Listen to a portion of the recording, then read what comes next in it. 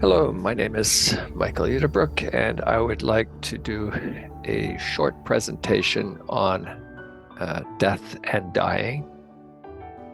A couple of extracts from books, two books written by Billy Meier.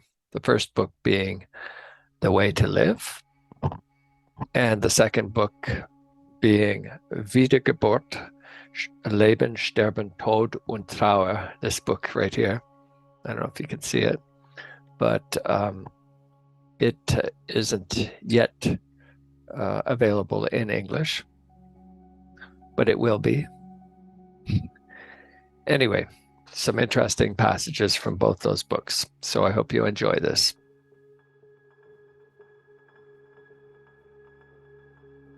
So in the book, The Way to Live, on page 294, one must always be clear that one can never escape death. Consequently, there is also no sense in fearing it. Prepare for it before it arrives. Carefully study death so that there is a certainty that no anxiety is required about it. In the cycle of becoming and passing of the material body, it certainly forms a conclusion. However, it does not represent an end, but rather a passage to a new life through a reincarnation of the spirit form. The ongoing evolution is guaranteed through the constantly repeating becoming and passing. Consider the thought that one day one will lose one close to them as death approaches. How at any moment one could be taken out of the life. One ought to let the one next to him, her, feel real and sincere love during the life, and not only when they are dead, lying stiff and cold in the grave. Materialism, the meaning of life, death, and life after death is not talked about, nor considered because it is not profitable, nor to one's advantage. Death is simply degraded as being the end to worldly existence. Seen from a materialistic point of view, it is the final end. The materialist considers himself, herself quite practical, so why would they not consider the meaning of life and death, where their future lies? Dying and death, which one cannot avoid, are indeed the mightiest and the most energy-laden moments in the life of the human being. So here is a short passage which I'm going to read from The Way to Live on page 336. And it is rather important if you haven't read the book. There are many nuggets of wisdom and absolutely inspiring information. And this one stood out. So let me just read, bear with the reading. In the moment of the dying, the state of the consciousness is extremely important because when the death occurs, the last thoughts, feelings, and fine spiritual perceptions are also registered in the storage banks. Consequently, these can be accessed again in the next life and are able to wield an influence, according to their kind, on the thoughts, feelings, fine spiritual perceptions, and emotions. Therefore, with one's dying, a healthy, positive attitude of the consciousness is of greatest importance, because it can be retrieved again from the storage banks with the next reincarnation and is able to decisively influence the thoughts, emotions, feelings, and fine spiritual perceptions. If at the time of dying and the death, these are harmonious and equalized, then in the next life they contribute to success and progress, while with anxiety and disharmony, and consequently with unequalizedness, they correspondingly produce negative effects if they are retrieved in the next rebirth. Therefore, if the human being dies in a deeply upset state and in despair, then this can have harmful effects in the next life, and indeed even when the previous life has been put to very good use. In every case, it is the state of the consciousness at the time of the dying and of the death which is the decisive factor. The last thoughts, feelings, and emotions have a tremendously determining and mightful influence on the very next physical future, which will be at the next reincarnation. Just as human beings are extremely often at the mercy of the compulsion to repeat in the material life, thus is also the consciousness block, which, along with the spirit, crosses over into a realm of the other world. The consciousness block is defenseless during the time of the death against all arising thoughts, feelings, emotions, and fine spiritual perceptions. The consciousness block, which crosses over into a realm of the other world and is dissolved and is again born back into a physical body as a newly created block in the next rebirth, together with the spirit form, takes the last thoughts, feelings, fine spiritual perceptions, and emotions along into the realm of the other world, to then also take these along into the new material body of a new personality with the next reincarnation. There's much more to it, but I just wanted to read that section.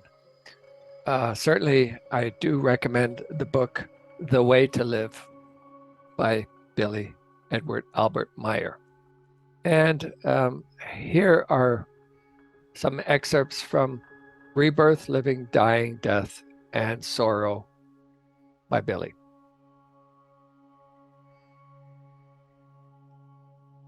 We'll be covering several snippets: physical signs of entering the death throes, the pre-agony stage, light at the end of the tunnel, and clinical death. On page 160, 161, agony, or the death throes. Condition and a near-death experience. Agony is equal to death fight or confrontation. It is the time of the fading of life functions and finally the collapse of the integrated organ systems. There can never be a spontaneous recovery from the state of agony, but in rare cases, there can be a gradual return into existence and life.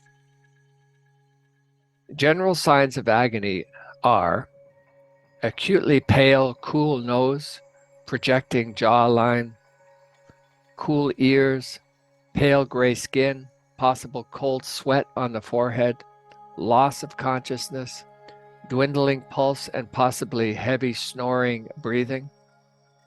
Final stage is the termination process of the life function, and at the end, the collapse of the integrated organ system.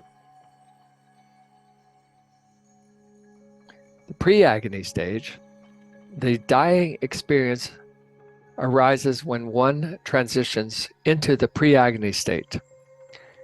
If there is a sudden accident or murder or suicide, then the pre-agony and agony experience cannot be experienced. There is a smooth transition from the pre-agony to the agony state. In the pre-agony experience, the consciousness floats between its existence and loss thereof, the twilight wake condition of the consciousness. Under the surface, feelings and thoughts can still be created, and indeed according to the attitude-based leading of the life. Visions, built on hopes and wishes, can be perceived and can be stored in the still functioning memory. the hopes and wishes that were fostered during the life.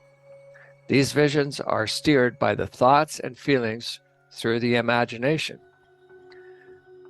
There is the state of absolute peace and inner freedom. However, visions of an unconscious form cannot be perceived if the consciousness is completely clear. As a rule, if one dies in one's sleep, then the near-death experience does not occur, with very few exceptions. Light at the end of the tunnel. Light at the end of the tunnel is nothing other than the creation of the brain due to the breathing reduction and the lack of oxygen supply. The nerve cells that are responsible for sight begin to react uncontrollably. The nerve cells are primarily arranged for the center of the human being's sight field, and less so for the peripheral, hence the light tunnel. In the spiritual teaching, it is referred to as the agony light or agony light tunnel. Then, according to the imagination and the state of the psyche, as well as the beliefs, thoughts, and feelings, visions arise of loved ones, angels, people they believe to meet on the other side. If by some miracle one comes back from the pre-agony experience, they mistakenly assume that they came back from death, which of course is not possible. Clinical death, a state by which the breathing, heart rate, and brain activity is reduced, whereby even the EGG has a straight line or null reading, signifying no brain activity. This is still not in the deepest state of agony, and a revival is possible normally up to 5 minutes with artificial breathing and heart massage, but in extreme cases, 20 or 30 minutes, or even in very rare cases, even longer. In a cold climate, artificially created cold, or cold evoked by water. This, however, can only happen if there's enough oxygen in the brain. Otherwise, an irreparable damage occurs to the brain. Death only occurs when there is a complete irreversible cessation of the functions of the brain, and the consciousness block and the creation energy part piece escape from the colliculus superior. If someone has a dying experience, they actually have not died, but is in a pre-agony state, which is not the same as the deepest agony in which the spirit form and the consciousness block release from the colliculus superior and disappear into their realm on the other side. In a state of clinical death, but not biological death, one stands near the threshold of death. This means that one can possibly be revived, but in this state, there is no way that one can perceive the beyond sphere of the creation energy part piece or of the overall consciousness block. Before the state of agony, one can still be full of fear and panic, and hence let out a loud scream or whimper, but in the deepest state of agony, there is peace and calm.